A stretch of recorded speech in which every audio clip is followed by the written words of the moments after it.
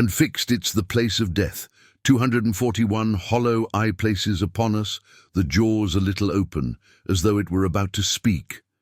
Great heavens, said I faintly at last, what can it be? And what are those things? Said Good, pointing to the white. Company round the table. And what on earth is that thing? Said Sir Henry, pointing to the brown creature seated on the table. He, laughed Gagool. To those who enter the hall of the dead, evil comes. He, ha, ha. Come, Inkaboo, brave in battle, come and see him thou slewest. And the old creature caught his coat in her skinny fingers and led him away towards the table. We followed. Co. Presently she stopped and pointed at the brown object seated on the table. Sir Henry looked and started back with an exclamation. And no wonder, for there seated quite naked on the table, the head which Sir Henry's battle-axe had shorn from the body, resting on its knees, was the gaunt corpse of Twala, last king of the Kukuanas. Yes, there, the head perched upon the knees. It sat in all its ugliness, the vertebrae projecting a full inch above the level of the shrunken flesh of the neck, for all the world like a black double of Hamilton tie. Over the whole surface of the corpse there was gathered a thin, glassy film, which made its appearance yet more appalling, and for which we were, at the moment, quite unable to account, till we presently observed that from the roof of the chamber the water fell steadily, drip, drop, drip. Onto the now haste ye, my handmaidens, haste and see how he sits there and glowers with his head on his knee. King Solomon's Mines. 16:242, King Solomon's Mines. Neck of the corpse, from whence it ran down over the entire surface and finally escaped into the rock through a tiny hole in the table. Then I guessed what it was.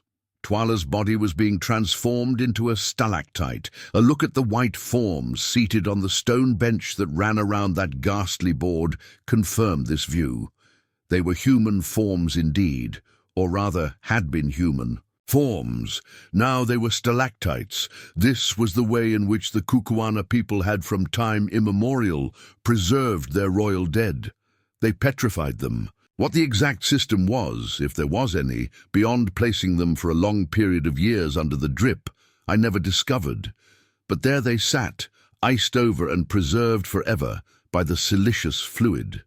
Anything more awe-inspiring than the spectacle of this long line of departed royalties wrapped in a shroud of ice-like spar, through which the features could be dimly made out.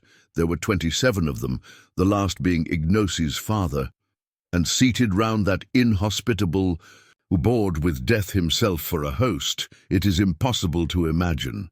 That the practice of thus preserving their kings must have been an ancient one is evident from the number, which, allowing for an average reign of 15 years, would, supposing that every king who reigned was placed here, an improbable thing, as some are sure to have perished in battle far from home, fix the date of its commencement at 4¼ centuries back. But the colossal Death, who sits at the head of the board, is far older than that, and unless I am much mistaken, owes his origin to the same artist who designed the 3 colossi.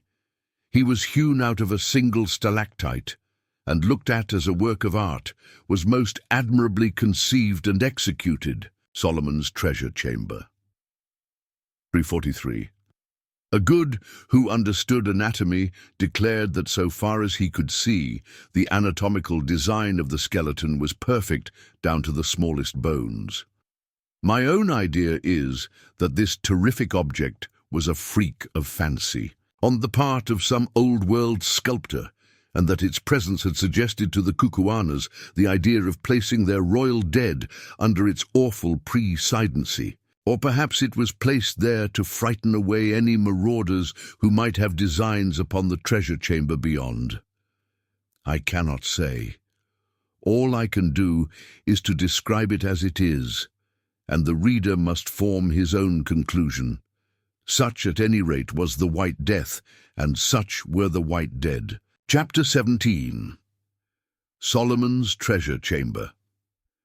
While we had been engaged in getting over our fright and in examining the grisly wonders of the place, Gagul had been differently occupied, somehow or other, for she was marvelously active when she chose. She had scrambled onto the great table and made her way to where our departed friend Twala was placed under the drip to see, suggested good, how he was pickling, or for some dark purpose of her own. Then she came hobbling back, stopping now and again to address a remark, the tenor of which I could not catch, to one or other of the shrouded forms, just as you or I might greet an old acquaintance.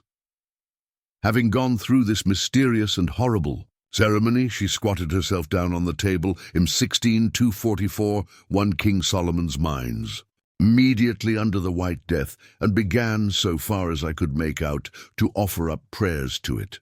The spectacle of this wicked old creature pouring out supplications, evil ones no doubt, to the arch-enemy of mankind, was so uncanny that it caused us to hasten our inspection. "Now, Gagul," said I in a low voice. Somehow one did not dare to speak above a whisper in that place. "Lead us to the chamber." The old creature promptly scrambled down off the table. "My lords are not afraid," she said, leering up into my face. "Lead on." "Good, my lords." And she hobbled round to the back of the great death. "Here is the chamber. Let my lords light the lamp and enter." And she placed the gourd full of oil upon the floor and leaned herself against the side of the cave. I took out a match, of which we still had a few in a box, and lit the rushwick, and then looked for the doorway. But there was nothing before us but the solid rock. Gagul grinned. "The way is there, my lords." "Do not jest with us," I said sternly. "I jest not, my lords. See," and she pointed at the rock.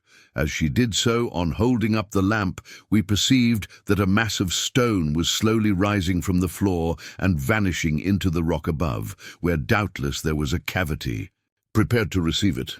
The mass was of the width of a good-sized door, about 10 feet high and not less than 5 feet thick. It must have weighed at least 20 or 30 tons and was clearly Solomon's treasure chamber. 245 TL10 moved upon some simple balance principle, perhaps the same as that upon which the opening and shutting of an ordinary modern window is arranged. How the principle was set in motion, of course, none of us saw. Gagul was careful to avoid that, but I have little doubt that there was some very simple lever which was moved ever so little by pressure on a secret spot, thereby throwing additional weight onto the hidden counterbalances and causing the whole huge mass to be lifted from the ground. Very slowly and gently the great stone raised itself, till at last it had vanished altogether, and a dark hole presented itself to us in the place which it had filled.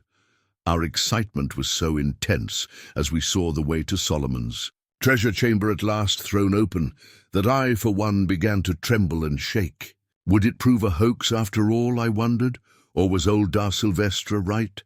And were there vast hoards of wealth stored in that dark place, hoards which would make us the richest men in the whole world?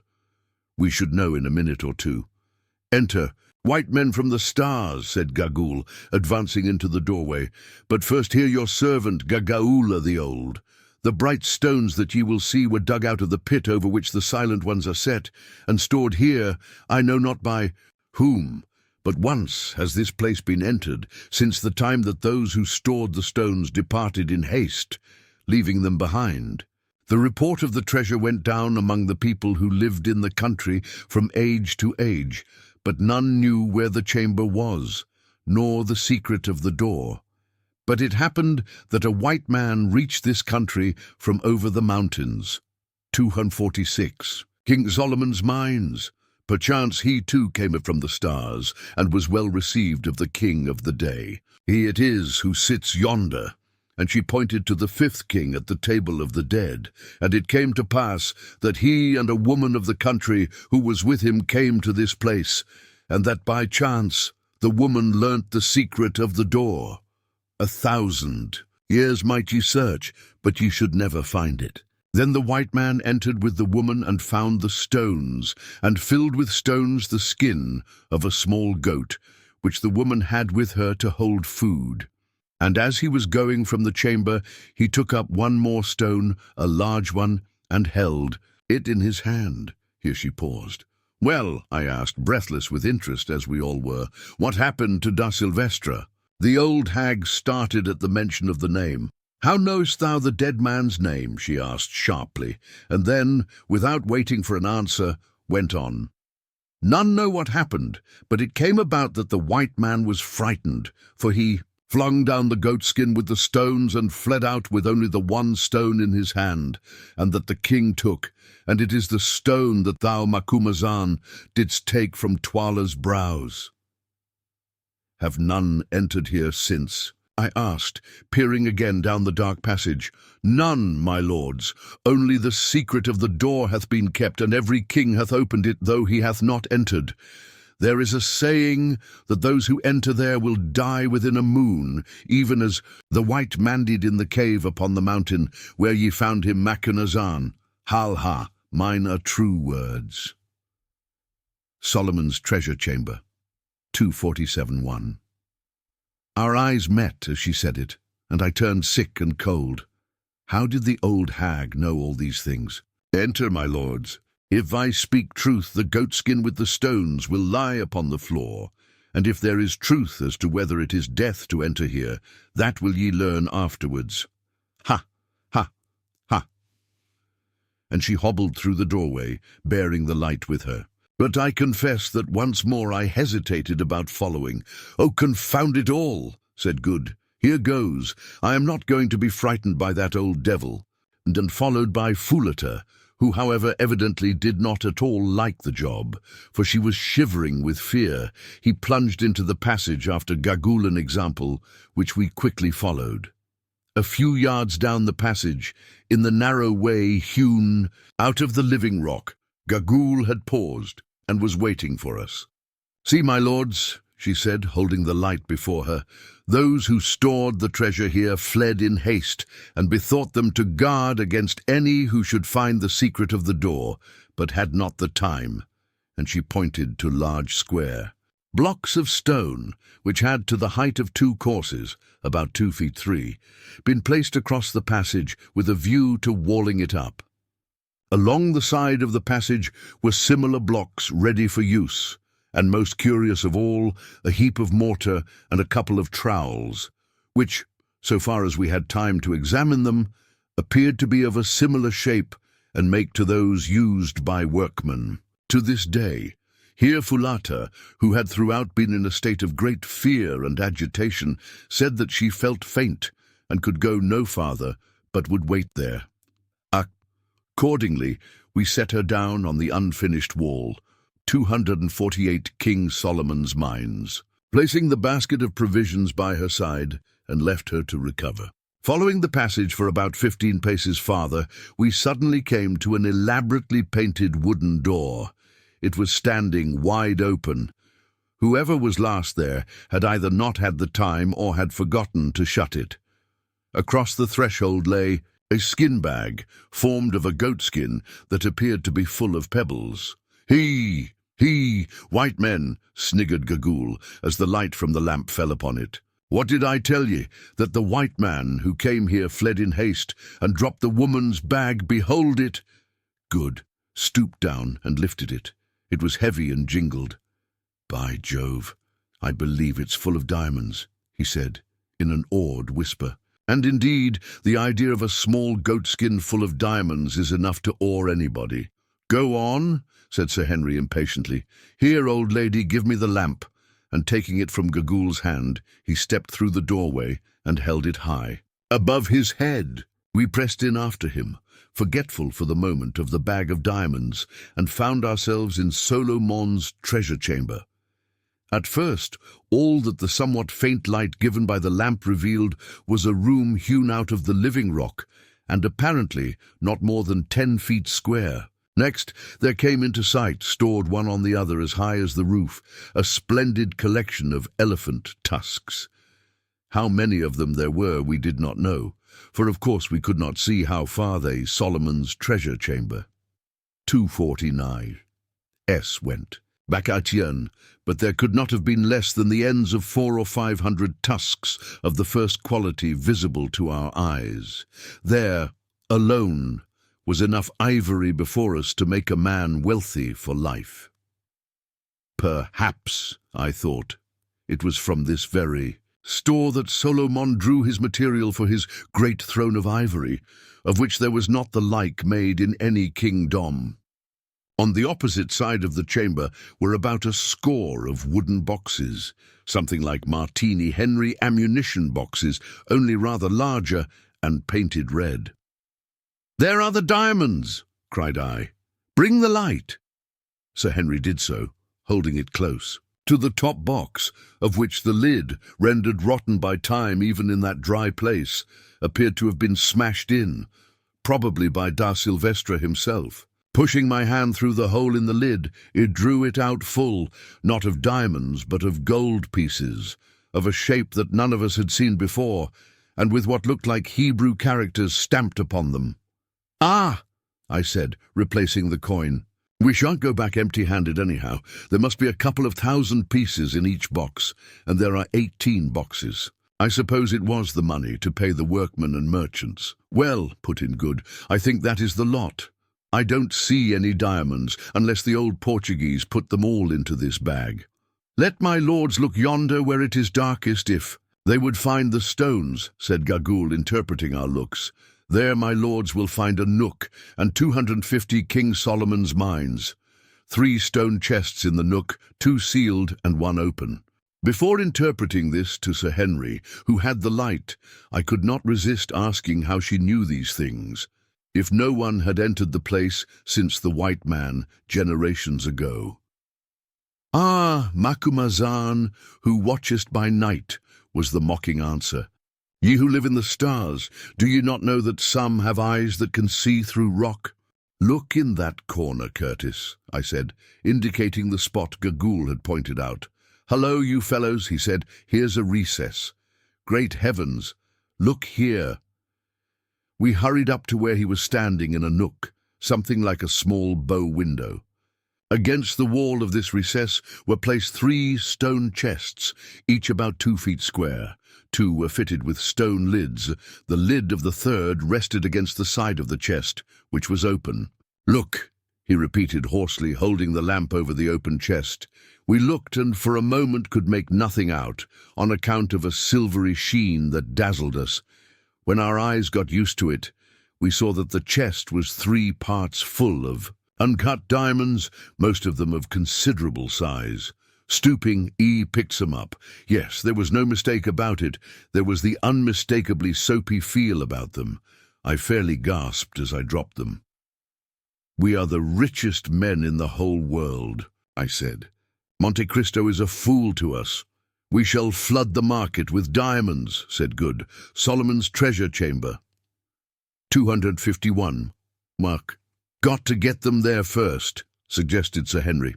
And we stood with pale faces and stared at each other, with the lantern in the middle and the glimmering gems below, as though we were conspirators about to commit a crime, instead of being, as we thought, the 3 most fortunate men on earth. "He!" went old Gagool behind us, as she flitted about like a vampire bat. "There are the bright stones that ye love, white men, as many as ye will. Take them, run them through your fingers, eat of them, he, drink of them, ha, ha, ha."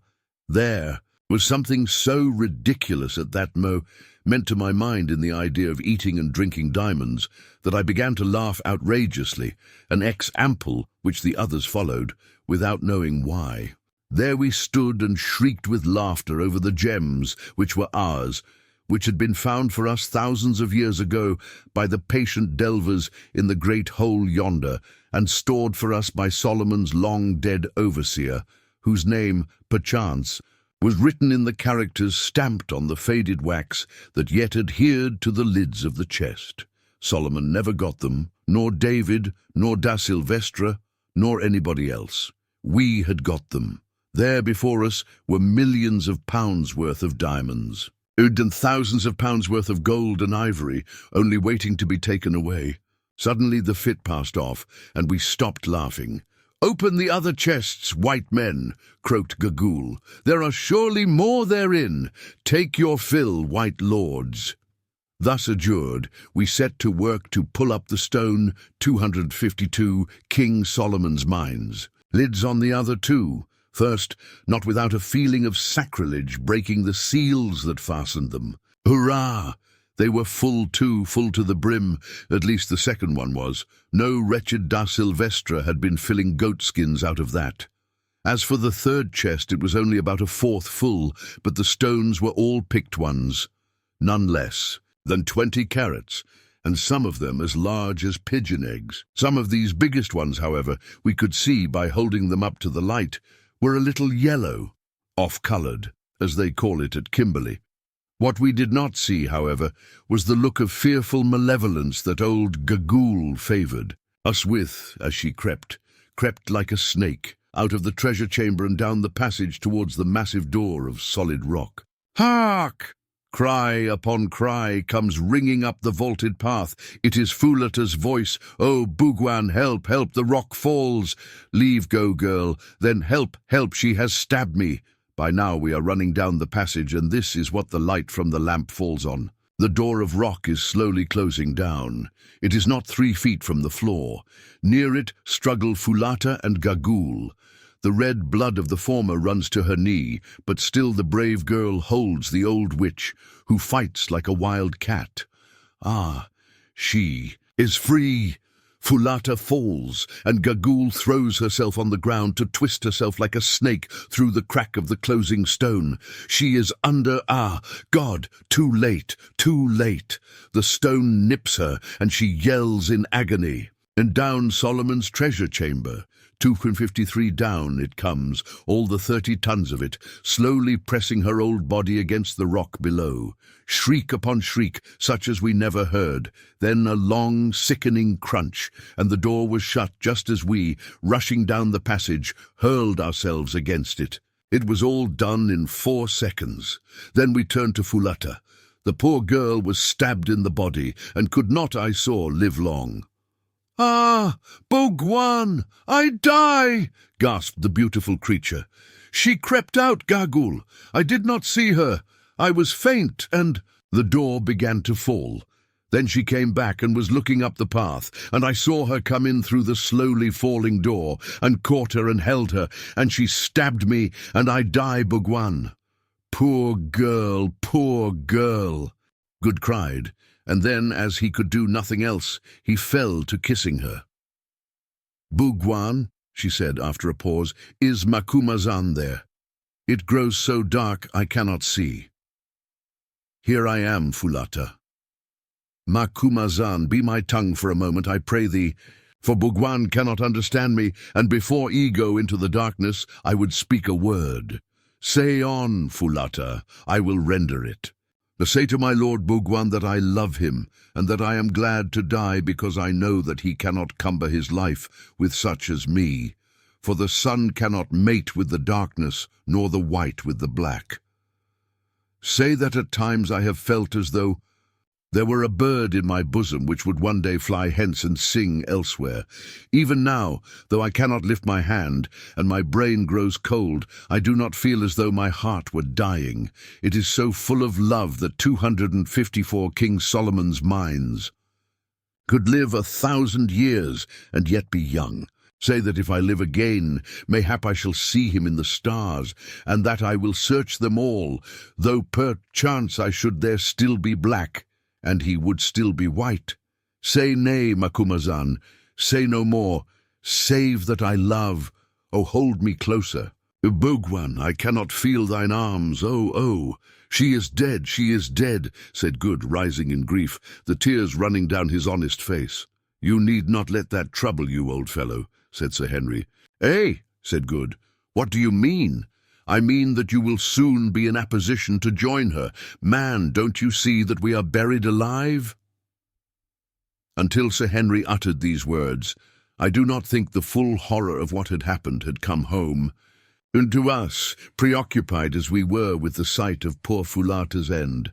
But now we understood. The ponderous mass of rock had closed, probably forever, for the only brain which knew its secret was crushed to powder beneath it. This was a door that none could hope to force with anything short of dynamite in large quantities. And we were the wrong side of it. For a few minutes we stood horrified there over the corpse of Fulata. All the manhood seemed to have gone out of us. The first shock of this idea of the slow and miserable end that awaited us was overpowering. We saw it all now. That fiend Gagool had planned this snare for us from the first. It would have been just the jest that her evil mind would have rejoiced in. The idea of the three white men, whom, for some reason of her own, she had always hated, slowly perishing of thirst and hunger in the company of the Fern Solomon's treasure chamber. 255 treasure. They had coveted. I saw the point of that sneer of hers about eating and drinking the diamonds now. Perhaps somebody had tried to serve the poor old Don in the same way when he abandoned the skin full of jewels. "This will never do," said Sir Henry hoarsely. "The lamp will soon go out. Let us see if we can't find the spring that works the rock." We sprang forward with desperate energy, and standing in a bloody ooze, began to feel up and down the door and the sides of the passage. But no knob or spring could we discover. "Depend on it," I said, "it does not work from the inside. If it did, Gagool would not have risked trying to crawl underneath the stone. It was the no ledge of this that made her try to escape at all hazards. Curse her." "At all events," said Sir Henry with a hard little laugh, "retribution was swift. Hers was almost as awful an end as ours is likely to be. We can do nothing with the door. Let us go back to the treasure room." We turned and went, and as we did so I perceived by the unfinished wall across the passage the basket of food which poor Fulata had carried. I took it up and brought it with me back to that accursed treasure chamber that was to be our grave. Then we went back and reverently bore in Fulata's corpse, laying it on the floor by the boxes of coin. Next we seated ourselves, leaning our backs against the 3 stone chests of priceless treasures. "Let us divide the food," said Sir Henry, "so as to make it last as long as possible." Accordingly, we did so. It would, we reckoned, make 4. Infinitesimally 256 King Solomon's mines. Small meals for each of us, enough, say, to support life for a couple of days. Besides the biltong, or dried game flesh, there were 2 gourds of water, each holding about a quart. "Now," said Sir Henry, "let us eat and drink, for tomorrow we die." We each ate a small portion of the biltong and drank a sip of water. We had, needless to say, but little appetite, though we were sadly in need of food, and felt better after swallowing it. Then we got up and made a systematic examination of the walls of our prison house, in the faint hope of finding some means of exit, sounding them and the floor carefully. There was none. It was not probable that there would be one to a treasure chamber. The lamp began to burn dim. The fat was nearly exhausted. "Quatermain," said Sir Henry, "what is the time? Your watch goes." I drew it out and looked at it. It was 6 o'clock. We had entered the cave at 11. "Infidus will miss us," I suggested. "If we do not return tonight, he will search for us in the morning, Curtis." "He may search in vain. He does not know the secret of the door. Not even where it is. No living person knew it yesterday except Gagool. Today, no one knows it. Even if he found the door, he could not break it down. All the Kukwana army could not break through 5 feet of living rock. My friends, I see nothing for it but to bow ourselves to the will of the Almighty. The search for treasure has brought many to a bad end. We shall go to swell their number. We abandon hope." 257. The lamp grew dimmer yet. Presently it flared up and showed the whole scene in strong relief.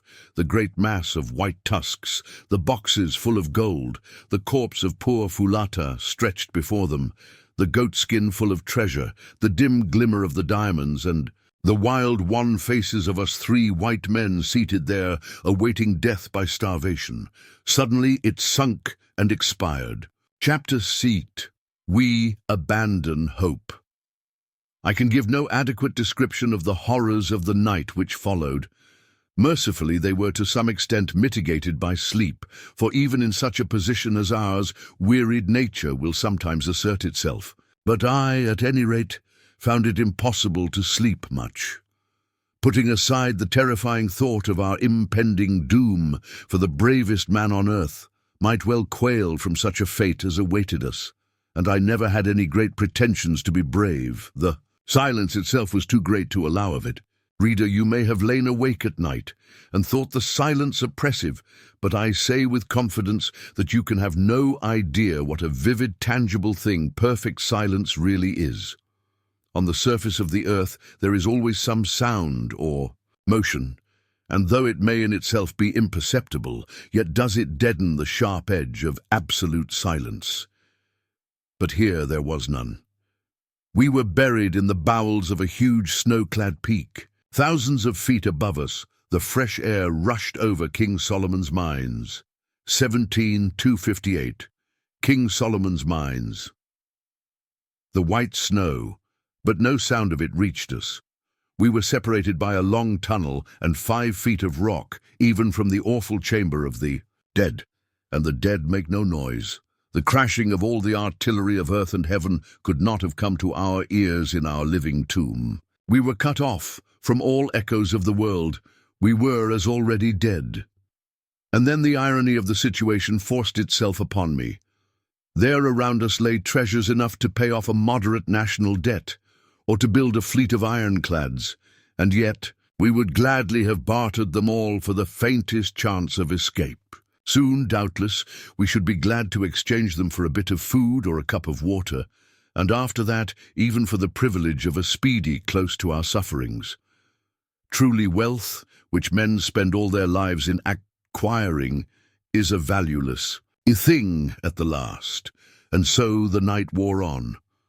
"Good," said Sir Henry's voice at last, and it sounded awful in the intense stillness. "How many matches have you in the box?" 8, Curtis. "Strike one, and let us see the time." He did so, and in contrast to the dense darkness, the flame nearly blinded us. It was 5 o'clock by my watch. The beautiful dawn was now blushing on the snow wreaths far over our heads, and the breeze would be stirring the night mists in the hollows. "We had better eat something and keep up our strength," said I. "What is the good of eating?" answered Good. "The sooner we die and get it over, the better." "While there is life, there is hope," said Sir Henry. We abandon hope. 259. Accordingly, we ate and sipped some water, and another period of time passed when somebody suggested that it might be as well to get as near to the door as possible, and, "Hallo," on the faint chance of somebody catching a sound outside.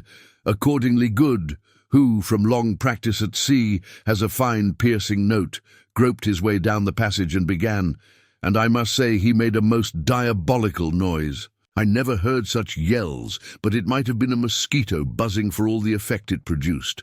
After a while he gave it up and came back very thirsty and had to have some water. After that we gave up yelling, as it encroached on the supply of water. So we all sat down once more against our chests of useless diamonds in that dreadful inaction, which was one of the hardest circumstances of our fate. And I am bound to say that for my part I gave way in despair. Laying my head against Sir Henry's broad shoulder, I burst into tears, and I think I heard Good gulping away on the other side and swearing hoarsely at himself for doing so. Ah, how good and brave that great man was! Had we been 2 frightened children, and he, our nurse, he could not have treated us more tenderly. Forgetting his own share of miseries, he did all he could to soothe our broken nerves, telling stories of men who had been in somewhat similar circumstances and miraculously escaped.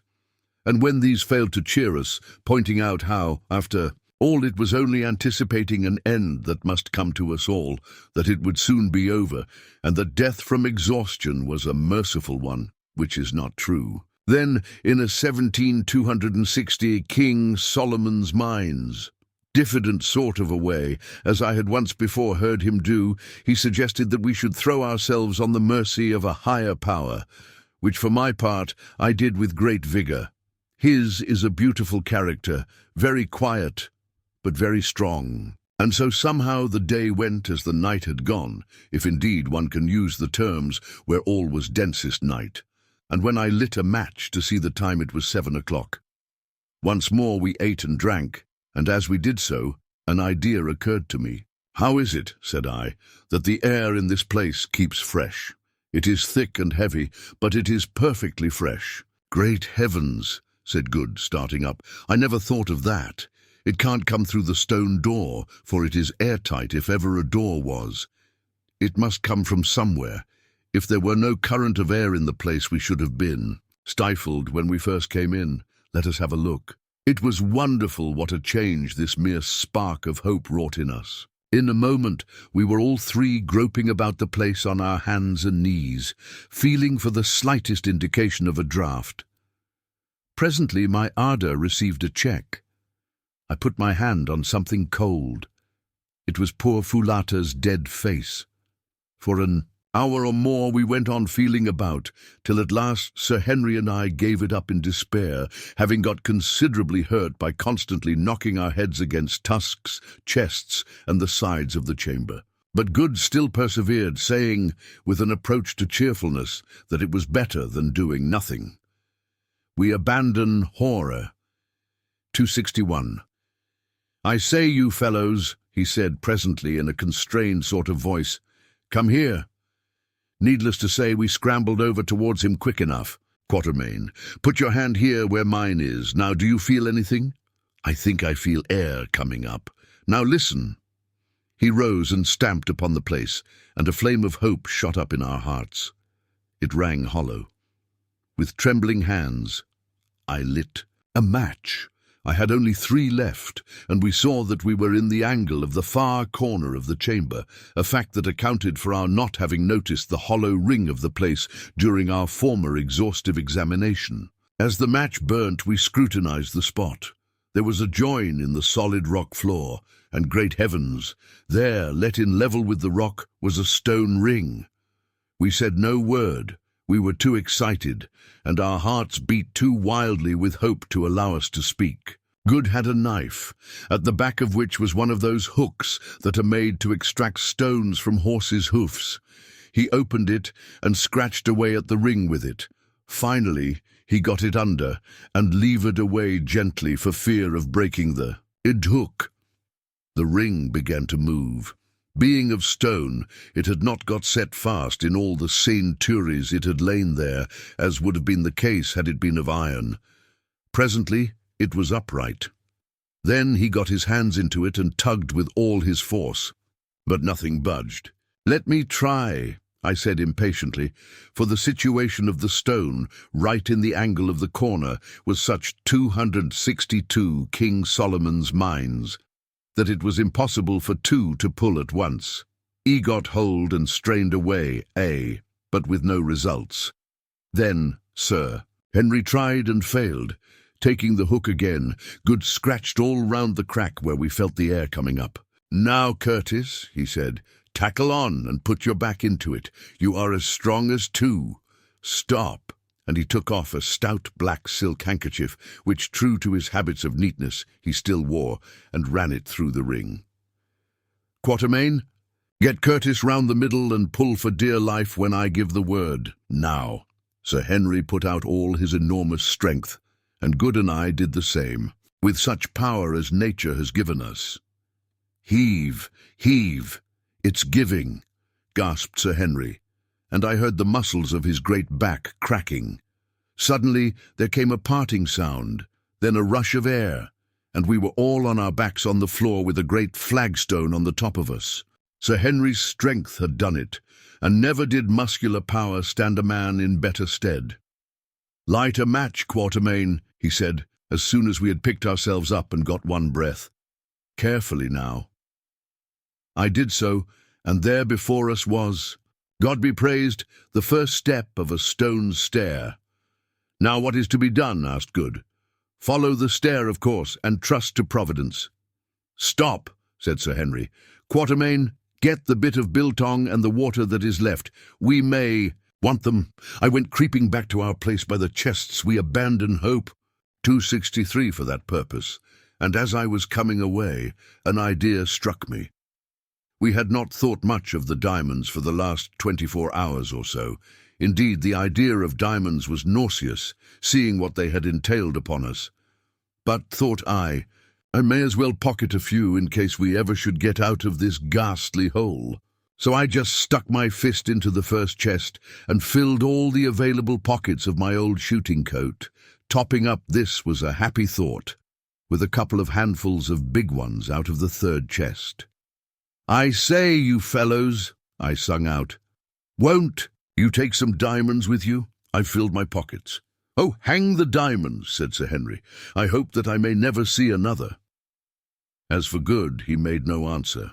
He was, I think, taking a last farewell of all that was left of the poor girl who loved him so well, and curious as it may seem to you, my reader, sitting at home at ease and reflecting on the vast, indeed the immeasurable wealth which we were thus abandoning, I can assure you that if you had passed some 28 hours with next to nothing to eat and drink in that place, you would not have cared to cumber yourself with diamonds whilst plunging down into the unknown bowels of the earth in the wild hope of escape from an agonizing death. If it had not, from the habits of a lifetime, become a sort of second nature with me never to leave anything worth having behind, if there was the slightest chance of my being able to carry it away, I am sure I should not have bothered to fill my pockets.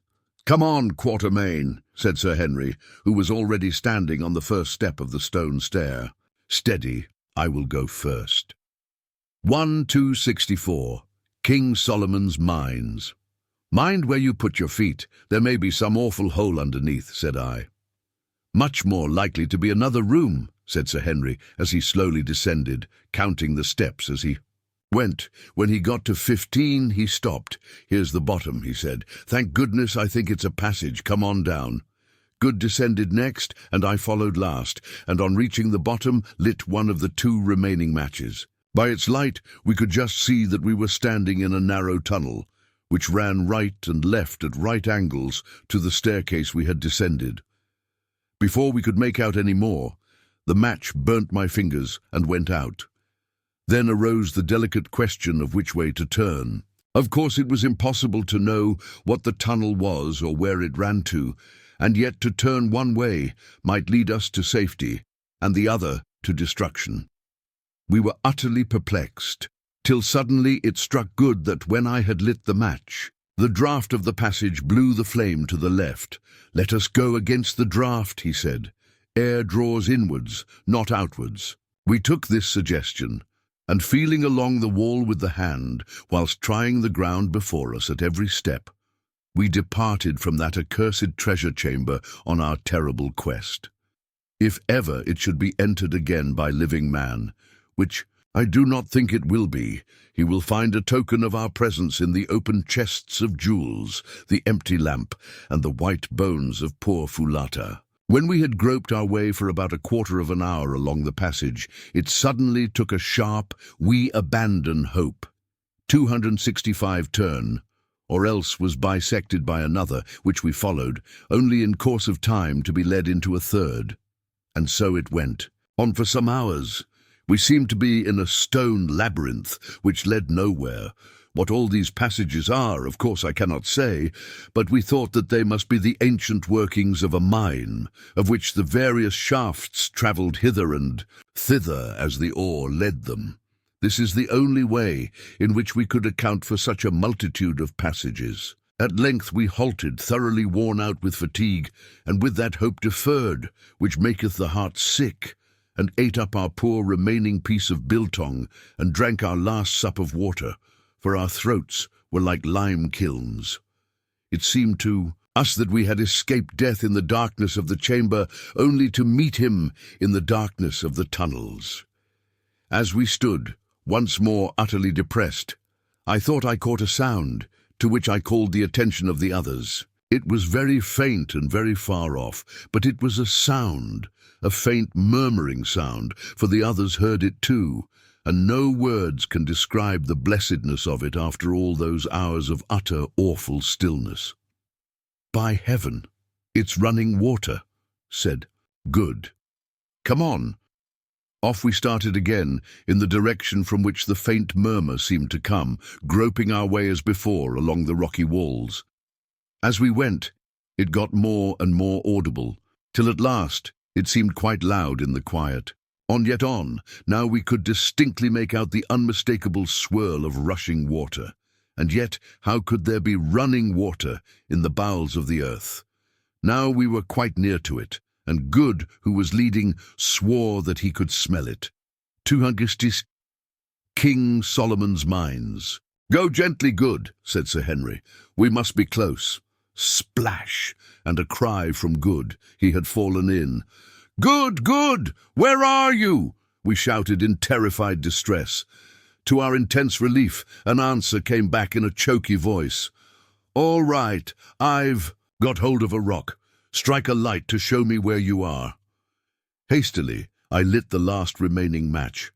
Its faint gleam discovered to us a dark mass of water running at our feet. How wide it was we could not see, but there, some way out, was the dark form of our companion hanging onto a projecting rock. "Stand clear to catch me," sung out Good. "I must swim for it." Then we heard a splash and a great struggle. Another minute, and he had grabbed at and caught Sir Henry's outstretched hand, and we had pulled him up high and dry into the tunnel. "My word," he said between his gasps, "that was touch and go. If I hadn't caught that rock and known how. To swim, I should have been done. It runs like a mill race, and I could feel no bottom." It was clear that this would not do, so after Good had rested a little and we had drunk our fill from the water of the subterranean river, which was sweet and fresh, and washed our faces, which sadly needed it as well as we could, we started from the banks of this African Styx, and began to retrace our steps along the tunnel, Good dripping unpleasantly in front of us. At length we came to another tunnel leading to our right. "We may as well take it," said Sir Henry wearily. "We abandon hope." 267. All roads are alike here. We can only go on till we drop. Slowly, for a long, long while, we stumbled, utterly weary, along this new tunnel, Sir Henry leading now.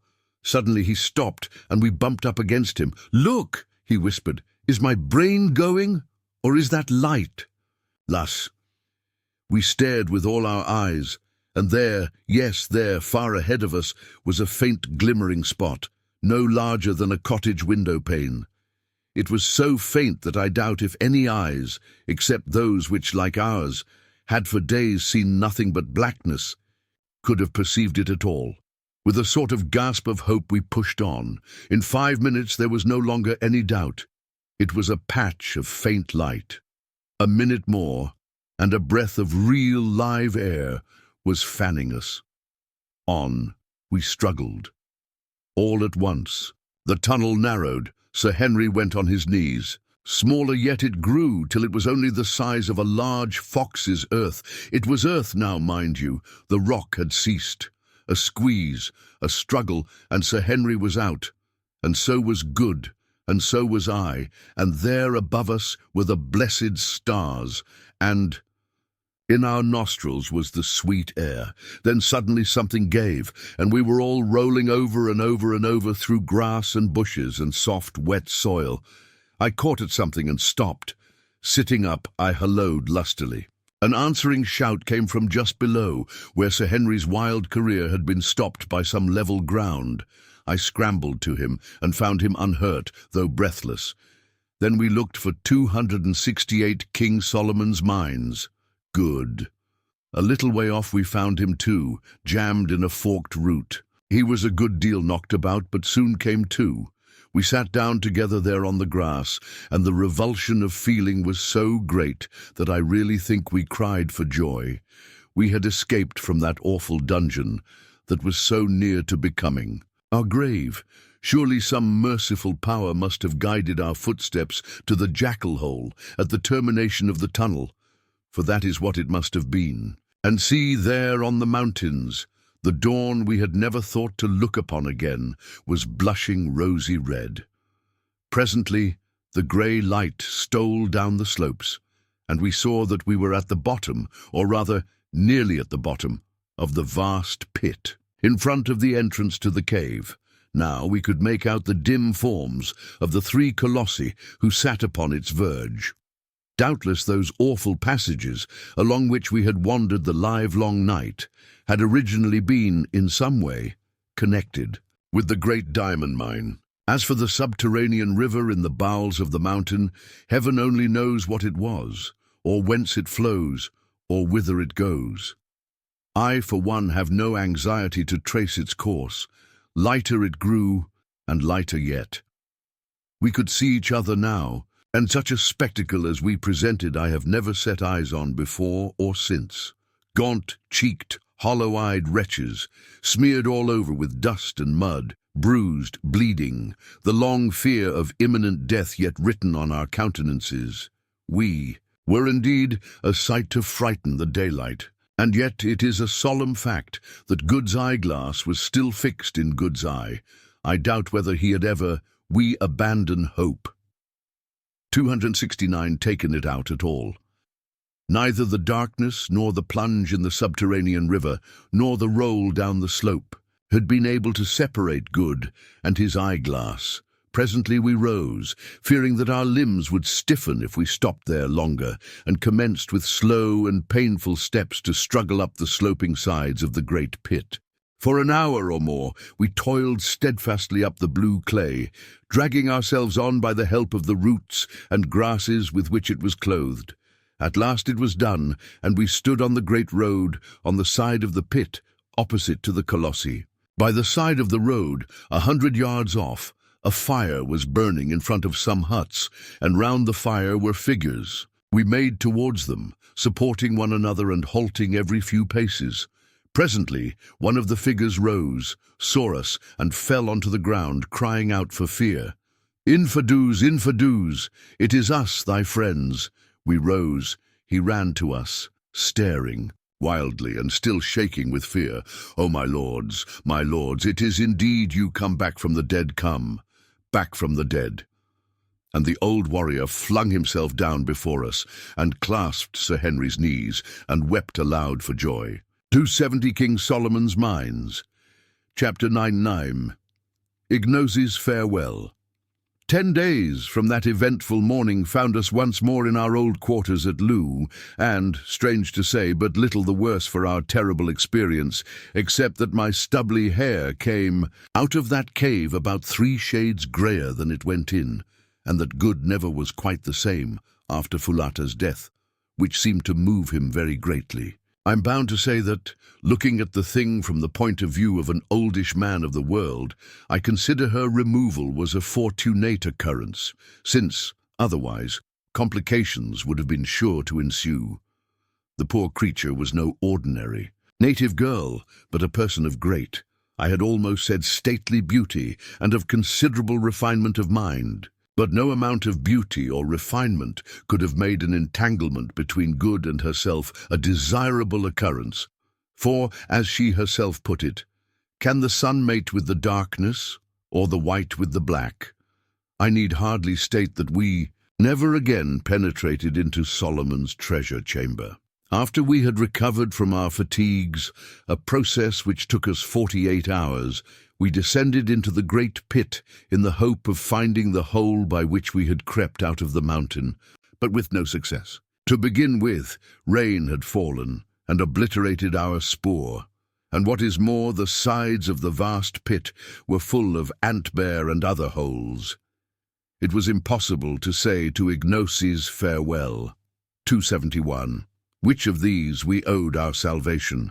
We also, the day before we started back to Loo, made a further examination of the wonders of the stalactite cave, and drawn by a kind of restless feeling, even penetrated once more into the chamber of the dead. and passing beneath the spear of the White Death, gazed, with sensations which it would be quite impossible for me to describe, at the mass of rock which had shut us off from escape, thinking the while of the priceless treasures beyond, of the mysterious old hag whose flattened frag Mentz lay crushed beneath it, and of the fair girl of whose tomb it was the portal. I say gazed at the rock, for examine as we would, we could find no traces of the join of the sliding door, nor indeed could we hit upon the secret, now utterly lost, that worked it, though we tried for an hour or more. Was certainly a marvellous bit of mechanism, characteristic in its massive and yet inscrutable simplicity of the age which produced it, and I doubt if the world has such another to show.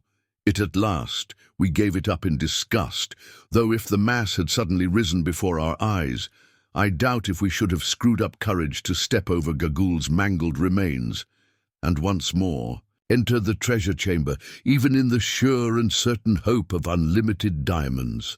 And yet I could have cried at the idea of leaving all that treasure, the biggest treasure probably that has ever in the world's history been accumulated in one spot. But there was no help for it. Only dynamite could force its way through 5 feet of solid rock, and so we left it. Perhaps in some remote unborn century, a more fortunate explorer may hit upon the open sesame and flood the world with 272 King Solomon's mines. Gems. But myself, I doubt it. Somehow, I seem to feel that the millions of pounds worth of gems that lie in the 3 stone coffers will never shine round the neck of an earthly beauty. They and Fulata's bones will keep cold company till the end of all things. With a sigh of disappointment, we made our way back, and next day started for Loo. And yet, it was really very ungrateful of us to be disappointed, for as the reader will remember, I had, by a lucky thought, taken the precaution to fill the pockets of my old shooting coat with gems before we left our prison house. A good many of these fell out in the course of our roll down the side of the pit, including most of the big ones, which I had crammed in on the top. But, comparatively speaking, an enormous quantity still remained, including 18 large stones, ranging from about 100 to 30 carats in weight. My old shooting coat still held enough treasure to make us all, if not millionaires, at least exceedingly wealthy men, and yet to keep enough stones each to make the 3 finest sets of gems in Europe. So, we had not done so badly. On arriving at Loo, we were most cordially received by Ignosi, whom we found well, and busily engaged in consolidating his power and reorganizing the regiments which had suffered most in the great struggle with Twala. He listened with breathless interest to our wonderful story, but when we told him of old Gagul's frightful end, he grew thoughtful. "Come hither," he called, to a very old Induna councillor, who was sitting with others in a circle round the king, but out of earshot. The old man rose, approached, saluted and seated himself. Ignosi's farewell. 273. "Thou art old," said Ignosi. "I, my lord the king. Tell me, when thou wast little, didst thou know Gagaula the witch doctress?" "Ay, my lord the king. How was she then young, like thee?" "Not so, my lord the king. She was even as now, old and dried, very ugly and full of wickedness. She is no more. She is dead." "So, O king, then is a curse taken from the land." "Go! Coom! I go, black puppy, who tore out the old dog's throat. Coom!" "You see, my brothers," said Ignosi, "this was a strange woman, and I rejoice that she is dead. She would have let ye die in the dark place, and mayhap afterwards she had found a way to slay me as she found a way to slay my father, and set up Twala, whom her heart loved, in his place. Now go on with the tale. Surely there never was the like." After I had narrated all the story of our escape, I, as we had agreed between ourselves that I should, took the opportunity to address Ignosi as to our departure from Kukwanaland.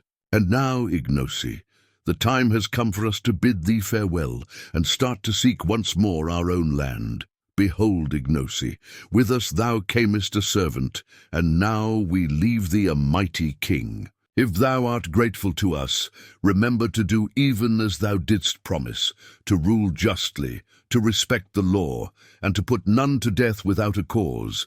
So shalt thou prosper. Tomorrow at break of day, Ignosi, wilt thou give us King Solomon's mines? 18274, King Solomon's mines, an escort who shall lead us across the mountains. Is it not so, O king? Ignosi covered his face with his hands for a while before answering. My heart is sore, he said at last. Your words split my heart in twain.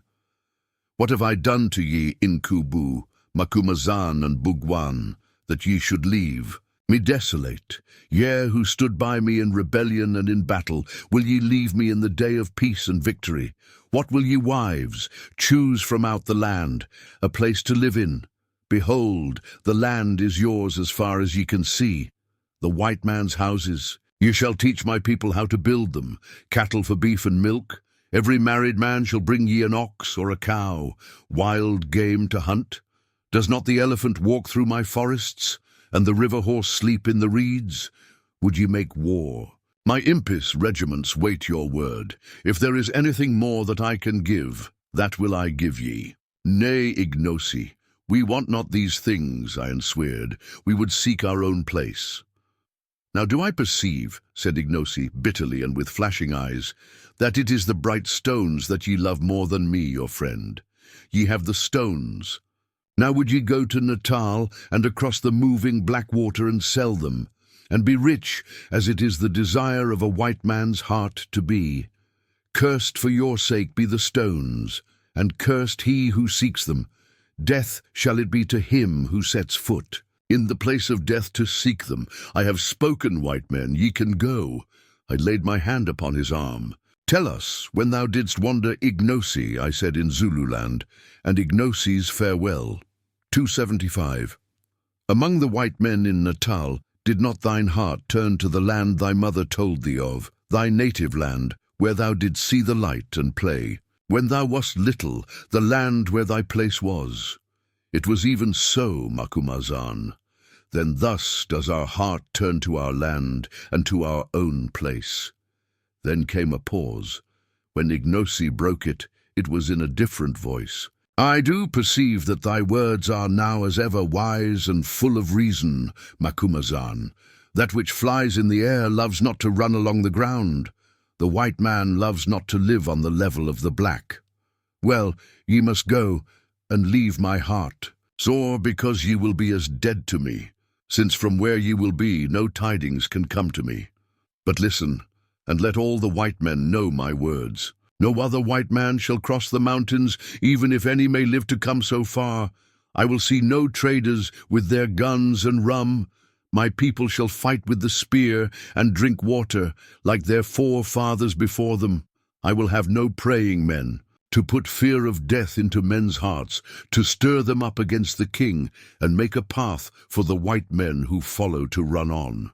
If a white man comes to my gates, I will send him back. If 100 come, I will push them back. If an army comes, I will make war on them with all my strength, and they shall not prevail against me. None shall ever come for the shining stones, no, not an army.